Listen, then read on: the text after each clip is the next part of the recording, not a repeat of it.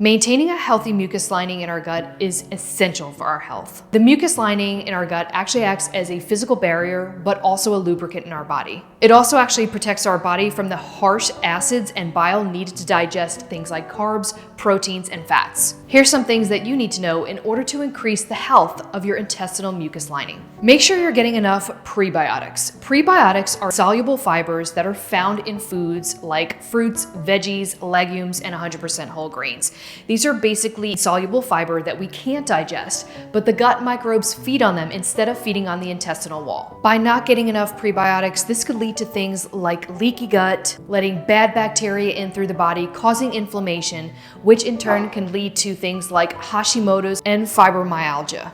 Incorporating these prebiotics in our diet not only help keep the mucus lining in check, but it can also help with things like reducing blood sugar levels, reducing insulin resistance, lowering blood pressure, and even lowering triglycerides. Probiotics such as Lactobacillus and Bifidobacterium can actually stimulate mucus production and produce metabolites from prebiotic fibers. Incorporating extra virgin olive oil is extremely beneficial for the gut lining. This is due to olive oil having 70% oleic acid. This is the component in olive oil that actually stimulates the production of Akkermansia. Now, Akkermansia is a specific type of gut bacteria.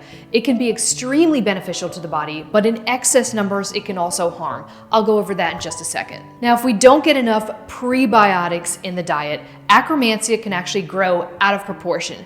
Whereas normal gut bacteria kind of die off, Akkermansia actually thrives and starts to eat a lot of the gut lining. So we want to make sure that we're getting those prebiotics in. You'll usually see higher numbers and unfortunate thinning of the lining in people that are on things like keto and other low-carb diets. With all that said, Akkermansia is actually needed for mucus production. So having the right amount, about 3 to 5% in your system, is actually quite easy to do by eating the right type of foods. So by eating your probiotics, your prebiotics, and also incorporating things like olive oil, whole food sources of fruits, vegetables, and also unprocessed whole food sources of grains are essential for maintaining not only a healthy gut microbiome, but also a healthy mucus lining in our gut.